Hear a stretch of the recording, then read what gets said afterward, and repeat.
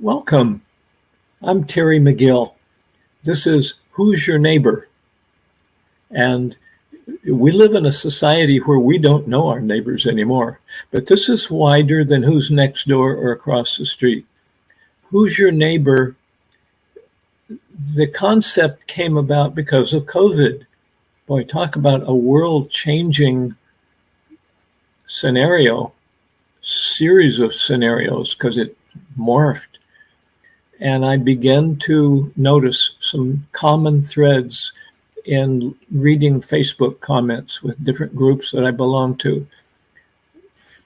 The ones that really tore my heart open were couples, and couple meaning two people, regardless of the entanglement, by clergy or whatever. And they'd been able to manage until both of them had to be at home at the same time for a long time. And then things went from manageable, I don't like it, but what other options do I have, to really bad in some cases. And that led me to becoming aware of who's around in our community. There are unsung heroes. And this is episode, I believe, 23 of people, sometimes two at a time. Excuse me. And that's not COVID. These are people that are the unsung heroes. It's not like Oprah or Deepak Chopra or Dalai Lama. These aren't everyday names. In fact, these are people you'd never hear about. So, a small group of us decided that we would do something about that. And tonight, I want to introduce you to a Portland metro area, Portland, Oregon, because there's 14 Portlands in the United States. It's amazing. So this is a local, I call her an animal whisperer. And you'll know that she's an interesting person just because she's an animal whisperer and she has a cat named Monkey. So I would like for you to welcome, as I do, Alicia Rose. Hi, Hello. Terry. It's so good to see you again.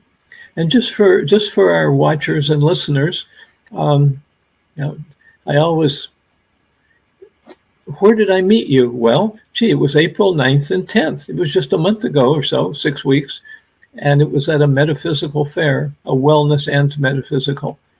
And you're one of the people, I think I've had one other from the show that we've had as a guest.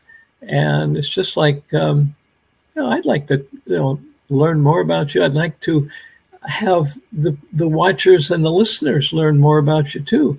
And which makes me realize, for those of you that are watching and listening, you don't have to be in the Portland metropolitan area, because I was chatting with Alicia several days ago, maybe last week, and most of her work, like mine anymore, is remote.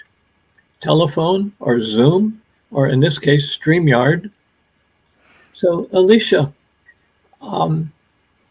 just off the top of your head, I won't hold you to it, what percent of your clients are in the metropolitan area here versus somewhere else in the world? Oh, gosh. I know, Uh, off the wall question, huh? well, I started doing the events here because all of my clients were in other places. So probably about 1% is in Portland. And the rest are around the United States in different countries? Correct. I have quite a few in Chicago and quite a few in Phoenix. I lived there when I was really discovering some of my gifts. And, it's funny enough, I just stayed at an Airbnb in Chicago and I was really into yoga at the time. And so the place I stayed at was a yoga house and it was called Casa Corazon, which means heart house. And like she had a bunch of bedrooms that were rented out. So I did an animal reading for one of the other people there. And then the host told me about one of her friends, and she was like, just got this cat, and he's pulling his hair out. Would you talk to him? And the so person or the cat? the cat was pulling his hair out. Wow. Yeah, so I did a healing and a communication on the cat. He's doing much better. And all this was about 8 years ago, but kind of from that tree branch, I have quite a few folks in Chicago. That's a great story. I love it. Yeah, it was really beautiful. And actually, one of those people gave a woman in France my name. And so that's kind of when I started taking this more seriously. She had a cat who was biting, and she had talked to all kinds of veterinarians and behavioralists. And yeah, finally she was, talking with her friend in Chicago, and she was like, you should call Alicia. She'll help you out. And sure enough, I did. And so after the first session, her cat stopped biting. It wasn't the same issue it had been before. And Wow. ended up doing a few sessions with her. And I thought it was kind of funny because in one of our subsequent sessions, she goes, do you know what you told me? And every time someone says that, I go, what did I say? Yeah. But I had told her that I thought her cat had had a past life as a bunny rabbit.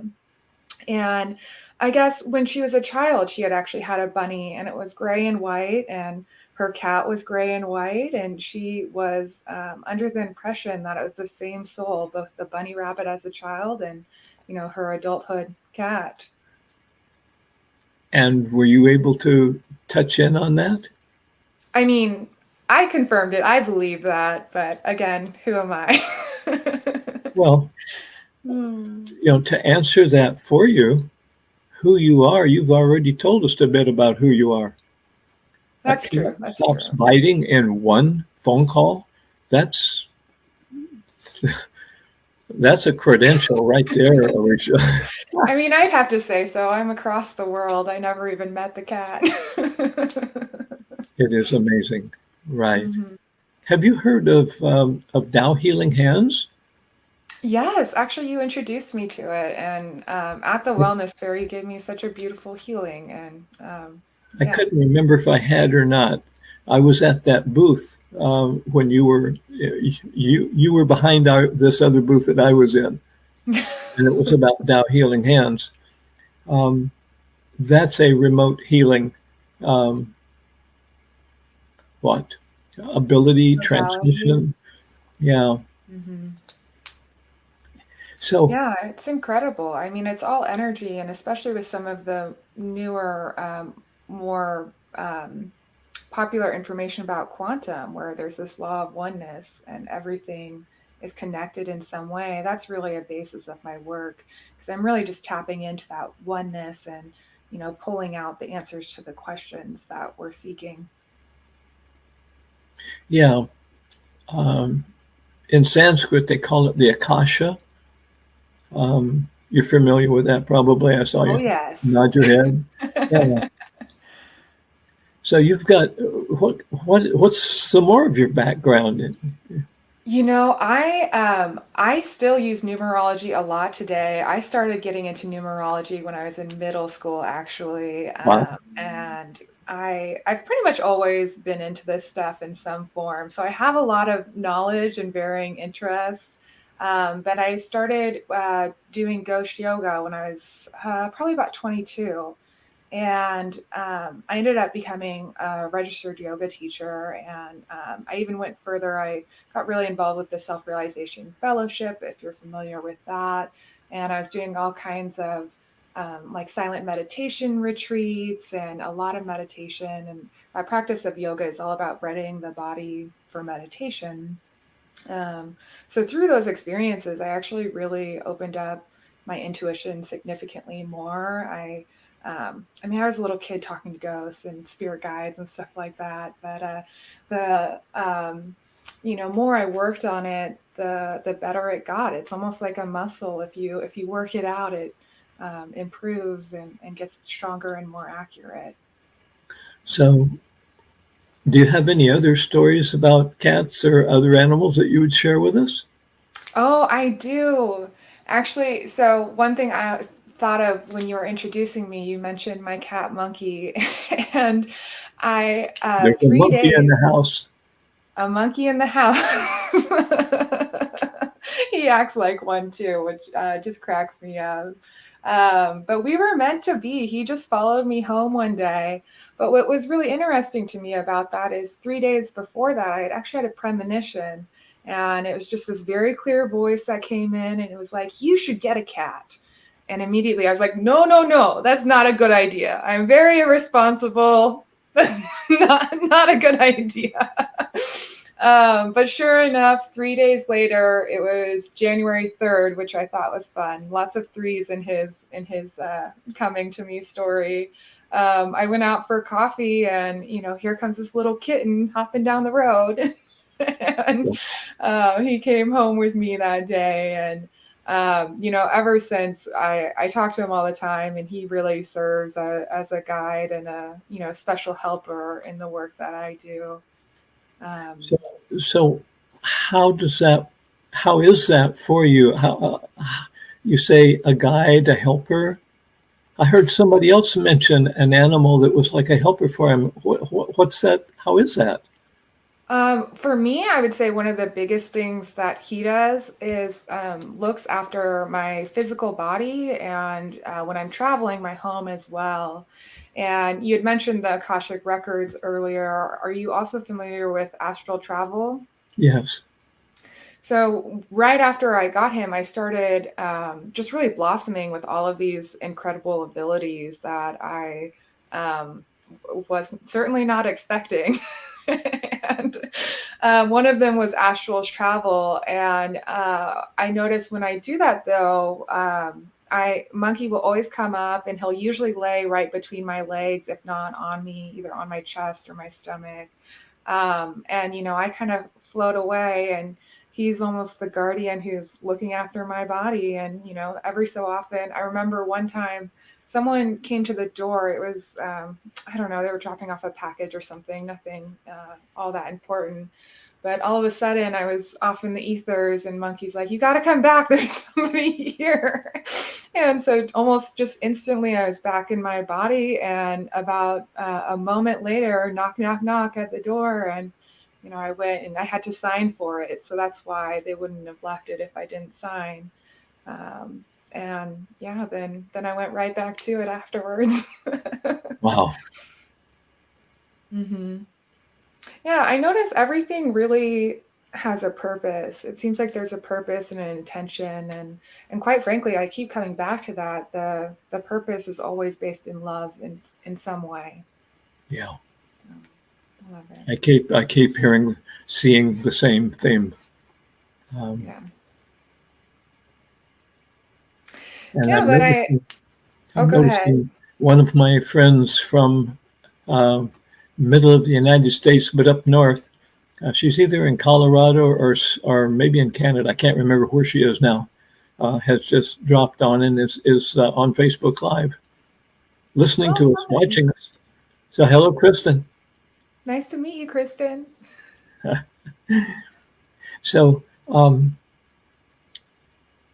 there was a question that I was curious about, but it just disappeared. So um, tell us about another one of your experiences with a client and their animal. Sure, sure. This one doesn't necessarily involve an animal, but it does speak to my mediumship skills. I speak with spirits who have passed on, and it was really transformative for me because it was early on in my journey, and it really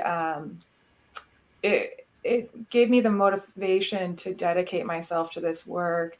And it was a gentleman that I just sort of met out of the blue. It was at a restaurant, and I started talking to him, and we were just kind of small talk chatting, and he was telling me about his kids, and he tells me about the first one, and then he tells me about the second one. And I had just thought he had told me he had 3 children. So I go, "Oh, and what about the third one? Where did that one end up?"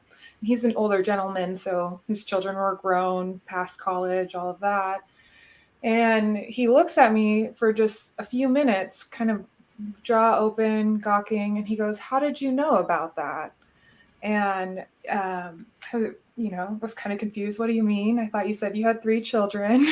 And he had been walking around saying that he had only had 2 children, but his 3rd child had died at 2 days old as an infant. Wow. And he had been carrying around a lot of hurt around it. Yeah.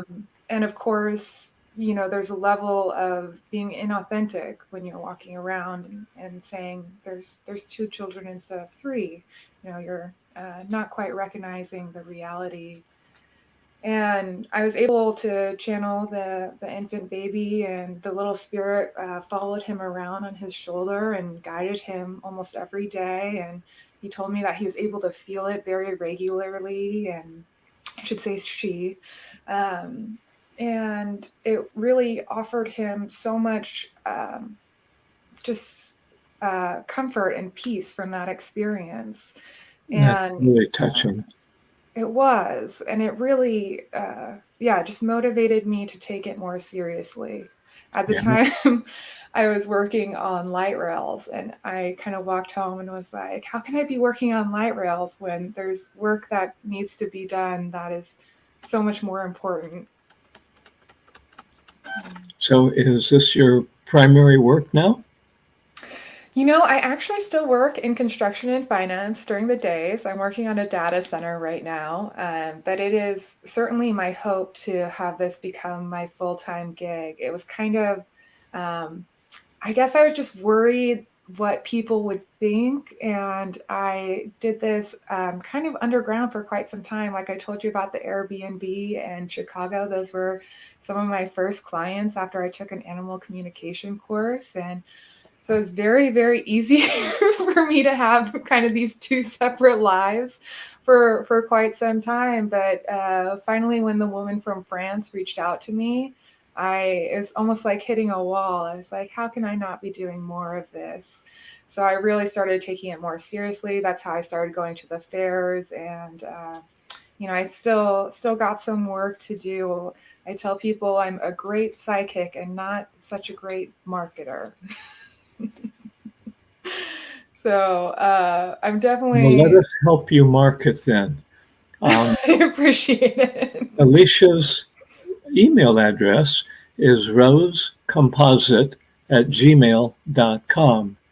And our producer will park this over in the chat room. And you also have, let's see, you're on Twitter. Is that right? Or is it Instagram? Instagram? Okay, there we go.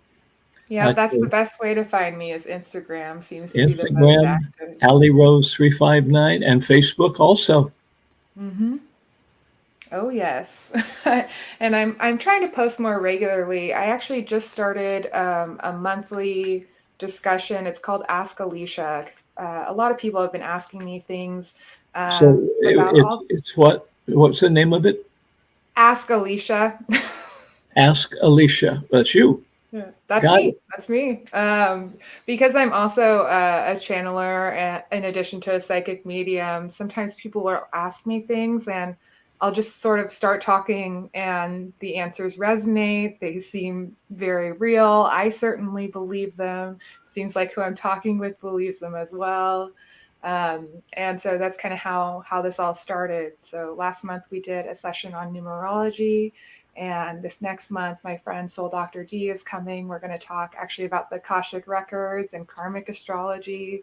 And, I really started it as in response to my own feelings. When I was starting out, I was very, I just didn't know what to believe. I didn't know what was real, what wasn't real. I was certainly feeling and experiencing a lot of things that I felt were real, but also receiving feedback from my family and friends that, that's poppycock or whatever. And it took me a while, I have to admit. Yeah. Yeah. Horse fertilizer. One of my friends said, that's horse fertilizer. And they were going to say something else, but decided not to. Right. How polite. That's a challenge that I've heard others have also. I talk to a lot of people, and the ability to accept who we are and then to find our tribe.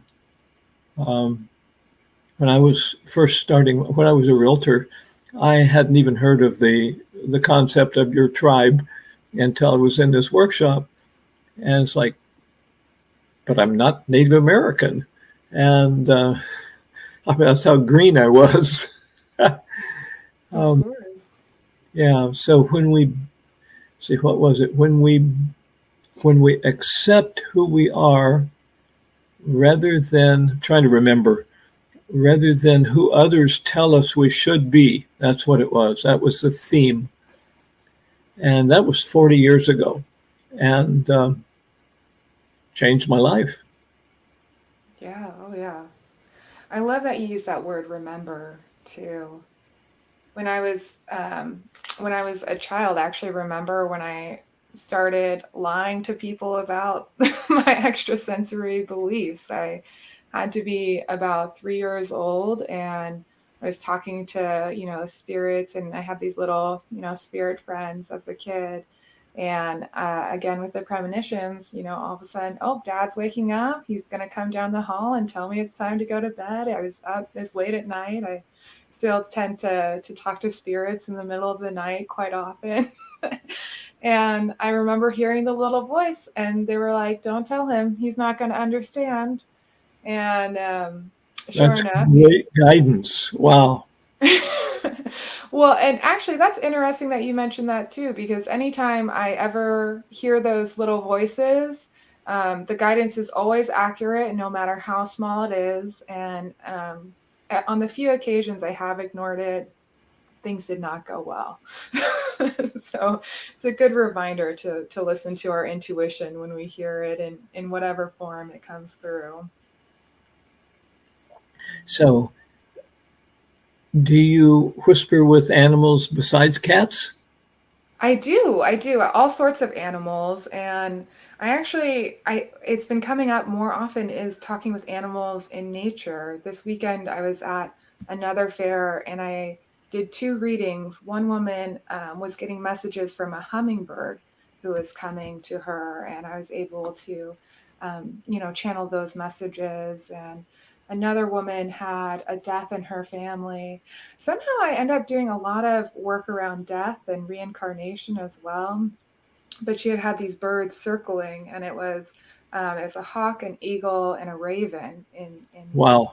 a stack. It was a very beautiful depiction. So was that a dream or was that a reality? That was reality. A The raven patriarch. and an eagle. That is Mhm. an unusual combination of birds to be near each other. It was. Well, it was under the scenario of, I want to say it was her father or her grandfather was passing away, and he was a big community leader.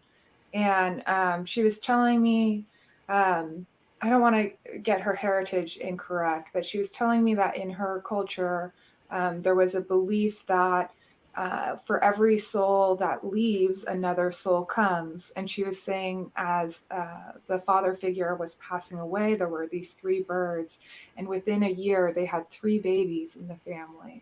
And Wow. she really thought that there was a relation there. I can see why people would call you back. Well, and have it's almost. one experience that's just like, wow. Then what else is coming up? Well, and I walk around having these experiences more often than not. So it's quite a fun life to lead. But also when, although animals are my background in terms of psychic mediumship, I have started to just expand. And so I'm hoping that people will be open to talk to me about whatever's on their mind. I joke sometimes that I'm a glorified telephone because I just tell them what spirit says. I really don't always know the meaning to it. Well, I was talking, when was it? Maybe 3 or 4 months ago, with a man who was in Hawaii, and he started going on Facebook and doing Facebook groups. And because he had a real job, He didn't do it during daylight hours, his daylight hours. And so he has still quite a following in Europe. And because, the time difference. And here's the neat thing. He was able to support a family and leave the other job because, he built up enough of a following. Now, it relates to what you were saying. People really want answers. Yes. And once they have a sense of who you are, once they listen, boy, I'll tell you, when people listen to this, we're going to send you a copy of this, a YouTube video. And, I would share it if I were you. Put it up on your website. Oh, definitely. Yeah. That's the plan. Yes, and there we go again. Now, I want to just point out that Alicia's website is roseco.co, and that is not a typo. It's not .com, it's .co. And if you would like to book an appointment, Calendly. I had to learn how to pronounce that. Oh, yeah. And if you go to roseco.co, the Calendly link's on there as well. It's just a more direct route. Great. Alicia, it's been a real pleasure to talk with you tonight.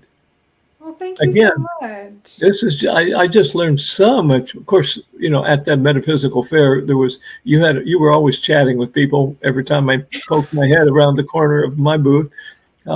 Usually, so we didn't have that much of a chance to talk. This has been great. Well, I appreciate it. It's been such an honor being on your show. And if I can, I would just love to remind your listeners as we close down to really listen to their intuition. I was doing a reading this weekend and peanut butter and jelly came up, which sounds so silly. But the more I've learned to listen to my intuition, when I shared it with this woman, she goes, "Oh my goodness, I love them so much." And she told me all the significance about peanut butter and jelly in her life. And it was an intuitive hit that was spot on. So as much as possible, I encourage people to listen to their intuition, no matter how silly it sounds, because sometimes it will sound silly. If you start doing regular, because it have to be regular, like Facebook Live, I think you'll be quite surprised and pleased because you have I will do that. There's an authenticity about you that Thank you. I don't see that with everybody. Well, I really, I hid who I was for quite a long time. So now that I feel comfortable enough to be open about myself, I really want to honor myself as well and love myself enough to say what I'm thinking or how I'm feeling or whatever. Well, it's pretty evident to me that you're doing that. And I follow my own intuition about inviting guests onto the show. And again, it was a bell ringer. It was 100% with you. So thank you so much. Thank you as well. And let's keep in touch. Oh, of course. Definitely. Super. So one of the things that was mentioned was Tao Healing Hands. And this is not everybody was open at birth or from birth. What I've heard is a lot of people are when they're youngsters, and then it gets closed down because people tell them, well, that they're not really there. You're just imagining things, and then they begin to believe other people rather than trust themselves. So there's a way to reverse that, to transform, and literally to become a miracle healer, which was difficult for me to accept at first. And that is, it's called Tao Healing Hands. And our producer is going to put a link over there it is right there in front of me. It's called 5 Levels of Creation, Tao Healing Hands. And the reference to Portland is that the the center where the training is done from. Even though it's remote right now, we still don't meet in person. Well, they don't meet in person. Tao Healing Hands, the first level, it's a wonderful way to begin. It's a one-day workshop, so it's like 9 to 5 on a Sunday, and it's like inexpensive, $150, and it gives you the transmissions, the downloads, the abilities to heal yourself for the rest of your life. And I was talking with the leader of the workshop, and he says, I don't get it. Why aren't more people grabbing this? He says it's $150, and you could, that won't even get you 2 massages, and they don't last that long. And this is good for a lifetime. And I went, wow, that's a good point. Yeah. So that level 1 workshop can be taken remotely. So you don't even have to spend your Sunday. You can, it's 7 or 8 hours. There's a lunch break, I think, for an hour in the middle. So it may be 7 hours. And you watch when you want to. When you've completed watching it, then you email and say, okay, I've watched it. I'm ready for my transmission. And then you'll get the ability that you've been trained to do by watching the video. And, I don't know about you, but there's all kinds of stuff that goes on in my life. Had a skin cancer under this eye, and wasn't able to heal that with the Tao Hands, but I had one on my, I don't know, it was gone by the time I got the doctor's appointment. It may take you 3 months to see him. So by the time I got into the doctor, it was gone. And it's like, whoa, this really is real. So if you're interested, the link is in the over in the chat. It's the one that says HTTPS 5 levels of creation. And read the website, check it out, and see if it rings a bell. If it does, great. If it doesn't, great.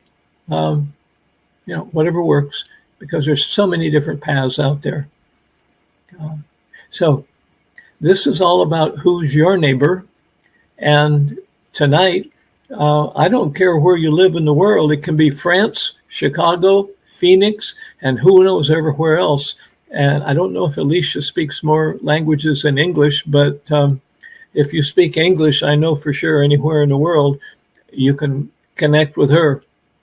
And all of her contact information is there in the chat also. So I'm Terry McGill. This is Who's Your Neighbor? And we're here every Tuesday night. And even better, all of the recordings are on Facebook Live. And you'll see that address over there in the chat room also. So until next week, or when you listen to a recording, I'm Terry McGill with host for Who's Your Neighbor? And thanks for being here.